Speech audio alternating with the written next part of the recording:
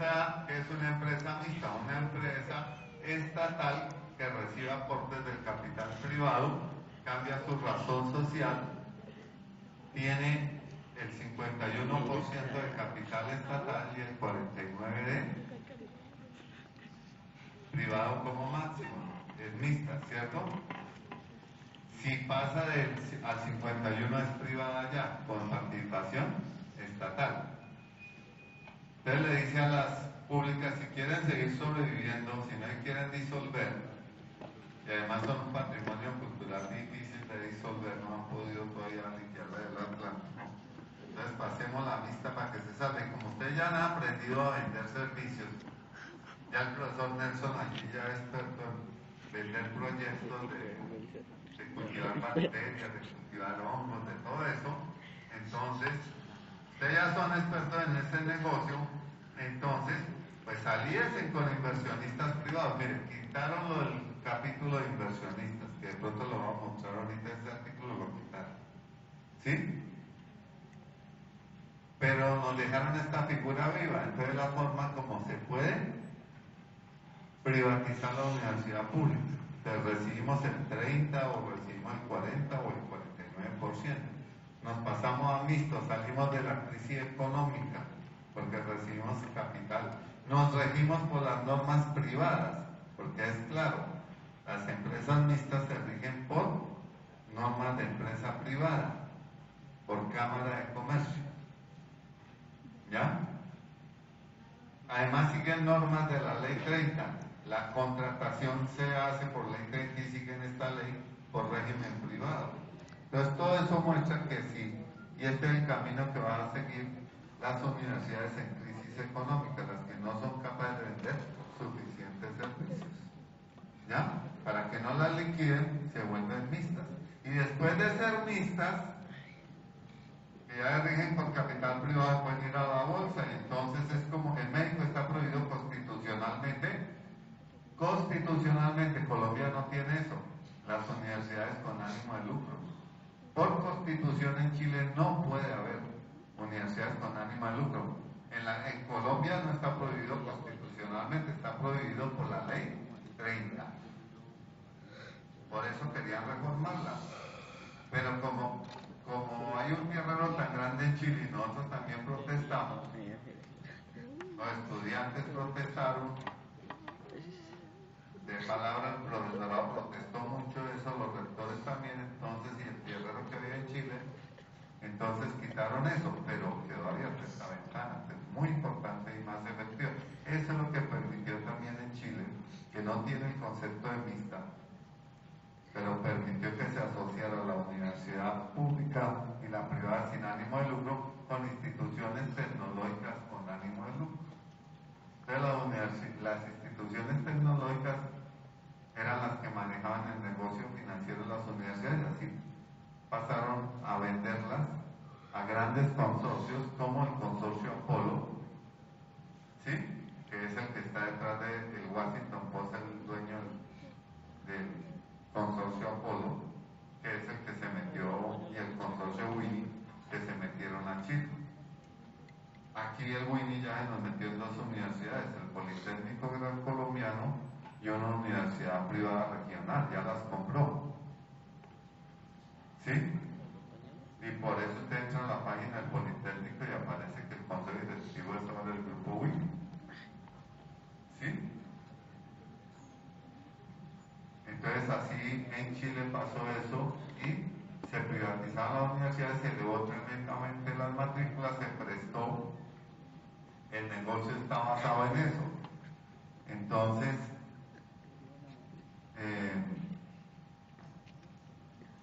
este es el artículo que desapareció, pero que les digo, ahí ese era un artículo bien lesivo. Universidad, no necesariamente, mire que este artículo que ya logramos tumbar era menos lesivo que la figura de mixta. Era que la universidad pública hacía convenios parecidos a los que actualmente está haciendo, pero con inversionistas, pero la diferencia es que ese artículo lo obligaba a que la contabilidad es diferente, a que a mí me pone a la UIS, viene un inversionista, Rila Lule, y le dice, le pongo 100.000 millones de pesos, me tiene que cuidar los 100.000, dice ese artículo. Entonces tengo que llevar contabilidad separada. Me tiene que devolver los 100.000, me tiene que decir qué rentabilidad dio. Usted queda con tanto y yo me quedo con tanto. Y para cubrir ese déficit de caja, usted coge los recursos de sus ganancias, pero no como hacemos hoy en día, que una parte de los contratos los cogemos para cubrir el déficit. ¿Sí me entienden? O sea, podían entrar los inversionistas igual que hoy en día, pero les garantizaban la inversión. Eso se lo acabé de mostrar en el Tratado de Libre Comercio de Servicios. ¿Sí? Y eso es lo de seguridad inversionista, que hablaba tanto Uribe, que sigue Santos. ¿Está claro? Ese artículo lo quitaron porque ahora les queda más fácil con esta figura de MISA, donde la universidad se ve obligada a seguir las normas de una empresa mixta, que son normas legales del país y que se rige por Código de Cámara de Comercio. Entonces, cualquier inversión hay que responder por la inversión. Bien. Y estas diapositivas muestran qué pasó. En Estados Unidos metieron allá las universidades la mayoría son todavía públicas. Las grandes universidades son públicas, excepto unas 4 privadas importantes como Harvard. ¿Sí? Pero las grandes universidades como Michigan, la de California, todas esas son estatales. ¿Sí? El 80% de los estudiantes universitarios van a universidades estatales. Un porcentaje importante de estudiantes de educación superior no universitario va a los community colleges, buena parte de ellos públicos y una parte importante privados. Pero en las universidades el 80% de la población universitaria va a universidades públicas. Pero allá crearon instituciones de educación superior y universidades que la manejan 3 grupos básicamente: el Apolo, el Winnie, que ya les dije, y el otro es el grupo Loró. ¿Sí? Y en educación básica hicieron lo que ha hecho Colombia también, en el gobierno de Bush. Muchas escuelas permitieron abrir escuelas al sector privado y muchas escuelas públicas las privatizaron. Y esta señora fue la subsecretaria de Estado para Educación Básica, fue la que metió la ley.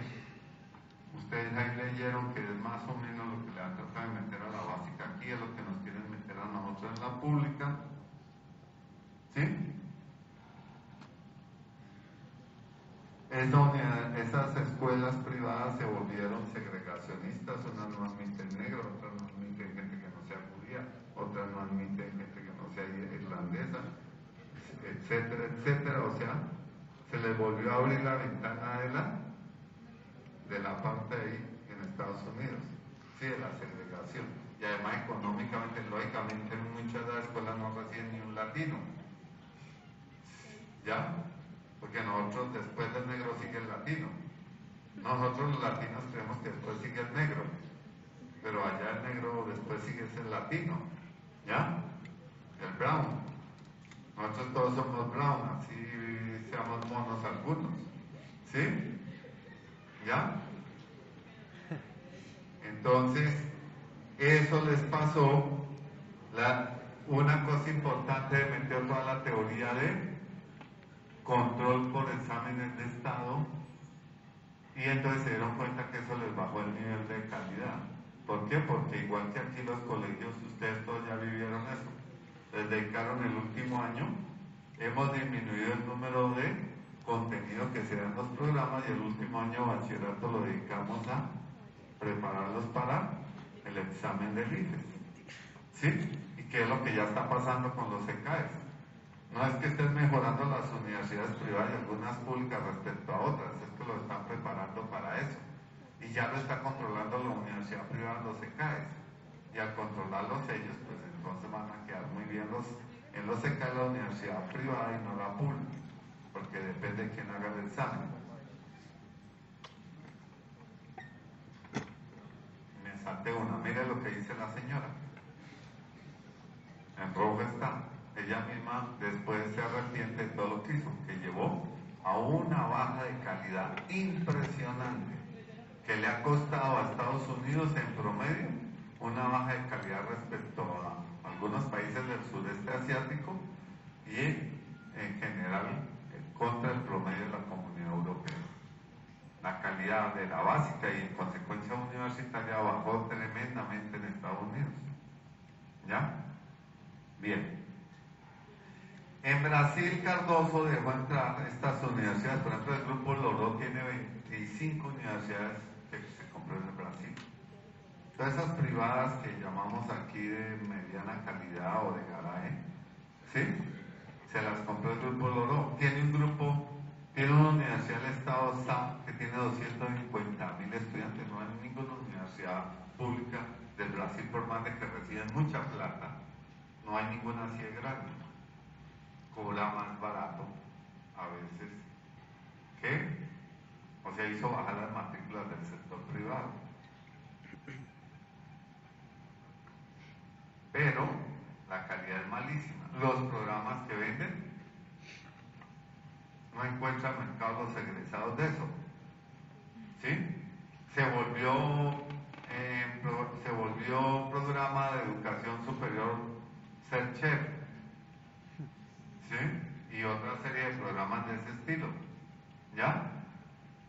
Pero lógicamente, si se producen, por decir algo, 5.000 chefs al año, pues los primeros consiguieron buenos empleos, y después se fue bajando el salario mensual. Entonces, conclusión, ¿no? Hay muchos no encuentran empleo, o el empleo que encuentran no es bien remunerado, conclusión, no pueden pagar. Entonces, Brasil, esto que estoy mostrando, miren, lo de Cardoso llevó esa apertura educativa, que el 80% de las instituciones de educación superior son privadas. Solo hay 177 universidades públicas, 105 son federales, 92 son estaduales, y algunas instituciones de educación superior no universitarias municipales, pero la mayoría son privadas. ¿A qué llevó eso? Lula trató de eliminar esto, pero ojo, ahí viene lo del TLC, lo de haber firmado el acuerdo de libre comercio de servicios. Esas son normas que dije que están por encima de ¿quién? De la Constitución. Lula en sus 8 años no pudo desmontar eso porque le cobraban lo que les dije. Tenían que pagar, si estatizaban, tenían que pagar lo del acuerdo multilateral de inversiones. No pudo revertir eso. ¿Qué hizo Lula? Darle mucha plata al sector de universidades federales y algunos estados a las estaduales. Por ejemplo, la universidad más poderosa que aparece en ese ranking, en las 200, no es ni siquiera federal, es estadual, es la de Sao Paulo. Sao Paulo es un estado muy rico, que tiene mucha industria, y esta universidad le alimenta a la industria porque es la causante, por ejemplo, de los aviones Embraer en que uno llega aquí, ¿sí? Esos jets que uno llega ahora aquí, que todas las compañías tienen de esos ahora, esos aviones es patente, varias patentes de esa universidad y de una federal. Entonces eso es un círculo virtuoso que hay ahí. La universidad produce patentes, crea incubadoras de empresa, un cinturón de grandes empresas de Sao Paulo alrededor de las universidades, que al mismo tiempo no solo el Estado le da mucha plata, sino que ya recibe mucha plata por el pago de patentes. Por eso es una universidad tan poderosa, por eso está, como tiene tanta financiación, todos sus profesores son doctores, producen más de 3.000 doctores al año, tiene un mundo de doctorados, de estudiantes en doctorado, ¿sí? Entonces es una universidad entre las mejores del mundo, ¿ya? Y tiene otras cuantas, en las mejores 500, todas estatales, ninguna privada. Y el promedio, y Colombia no aparece por ahí en eso, El promedio, pero el promedio del Brasil en calidad es más malo que el de Colombia. Si tiene Colombia una ni siquiera en las 500 mejores. ¿Por qué? Porque el promedio de la privada es muy malo y como son la mayoría, entonces arrastran hacia abajo el promedio del Brasil. Y dos, tiene lo mismo que pasó en Estados Unidos, que no lo tengo ahí en diapositiva en la conferencia internacional, si lo mostré, cuando yo hablo del grupo Apolo, ¿sí? ¿De qué periódico fue que dije? Porque ya no es negocio tener prensa escrita, entonces metí en el negocio de la educación superior, uno de los más conservadores. ¿Cuál fue el que dije? El Washington Post, ¿sí? Que siempre apoya la política neoliberal, la política republicana. Entonces en Estados Unidos en este momento han sido citados el grupo WINER, el grupo Apolo y sus universidades que dependen de ellos al Congreso de Estados Unidos para preguntarles qué hicieron con la plata de los impuestos de los estadounidenses. Se comieron casi todos los préstamos y todos los préstamos becas. Hicieron un gran negocio, ganaron más que las compañías de Bill Gates y el que murió ahora. Fueron más eficientes, mayores ganancias que las mejores empresas de la bolsa. Pero sus estudiantes no han podido pagar los préstamos. Sus egresados no tienen buenos empleos o no consiguen empleo. Entonces le están diciendo, y además usaron mecanismos porque el sector privado es el que trae la corrupción. Entonces hubo toda una venta de favores para congresistas para que sacaran facilidades de préstamo para los estudiantes de esas nuevas universidades con ánimo de lucro. Obtuvieron, si la empresa de Bill Gates se gana un 20% anual, estas se ganaron el 35 y el 40% anual. ¿Ya? Se comieron toda esa plata que tiene el gobierno federal para apoyar la educación universitaria a través de préstamos y ahora nadie le paga al gobierno federal porque los estudiantes no tienen cómo pagar. O sea, están en la misma situación de Chile. Que entonces hay que recurrir a las familias para quitarle la finca raíz a las familias y con eso pagarse los préstamos. ¿Ya? O sea que ese modelo de préstamo en las universidades, que son virtuales normalmente, ese estado de estar en Brasil, solo el 30% de las horas semestrales son presenciales. ¿Ustedes cuántas tienen aquí? Ustedes tienen casi el presencialidad, ustedes tienen como el 60%, ¿cierto? O sea, si ustedes tienen 30 horas a la semana, ellos solo tienen 10 horas a la semana. El resto es por internet, tienen que comprarle los computadores al grupo Loro, tienen que comprarle el software al grupo Loro, tienen que comprarle los programas a la universidad. Y en las 25 universidades de Brasil, igual que en 16 que hay en Latinoamérica, de ese grupo, se dan los mismos programas, no importa si es puertorriqueño, si es mexicano, si es brasilero, si es estadounidense o si es canadiense. Los programas son estándar, los profesores no son de tiempo completo, los profesores están siendo evaluados en tiempo real. El profesor no es que no consigue alumnos, el profesor que tiene alta tasas de deserción, o sea, baja mucha gente, se va. Y no son profesores estables. ¿Ya? Yo le doy ahora si usted me consigue estudiantes. Son las normas, no estoy hablando, no estoy cañando. ¿Ya? Son las normas de, por ejemplo, la Universidad de Estado del SA. Pueden entrar a la página y verlo. ¿Sí? O cualquiera del grupo Loro. Bien, nosotros también criticamos la norma del gobierno, además de estos conceptos neoliberales, en que es inconstitucional. ¿Y qué normas trae? Habla aquí de la autonomía y habla de cómo se van a manejar. Y, por ejemplo, nosotros teníamos dentro de la autonomía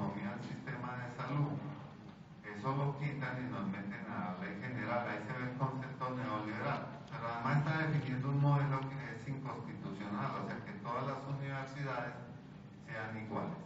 Me define, yo quité esa diapositiva de aquí, veo, no, ahí está, me define cómo es un modelo único de universidad estatal, que todas deben de tener consejo superior, que ese consejo superior debe estar integrado según esta diapositiva, que no puede pasar de 9 miembros. La ley 30 era más liberal en eso, porque la ley 30 no fijaba cuántos eran los miembros del consejo superior. Otra cosa, igual que en el artículo 86, es las interpretaciones del gobierno y de nuestros consejeros. Es que no puede haber más de 9 miembros. No, eso no decía la ley 30. Hay universidades donde había 2 representantes profesorales o 2 estudiantiles. Hay universidades donde había un representante de los administrativos o de los pensionados. Y no se han caído los estatutos por eso, porque la ley no lo prohibía. Como está redactado sí lo prohíbe. No pueden ser sino 9 y eso. O sea, y eso va contra el bloque de constitucionalidad, contra lo que ha dicho la Corte.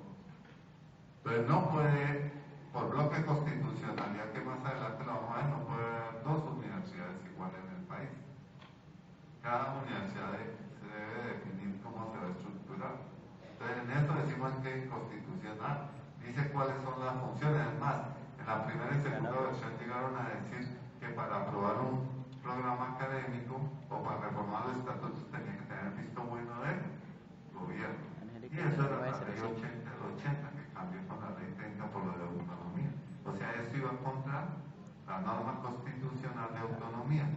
Entonces, por eso le hemos criticado. El problema financiero lo resolvemos como antes del año 85, el 80% de los profesores de las universidades públicas eran de planta. Hoy, el 80% son temporales, solo el 20% de planta. Entonces, a ellos les pagamos solo 8 meses. No tienen estabilidad laboral. Conclusión, el déficit de cada que les he hablado lo cuadro con los profesores.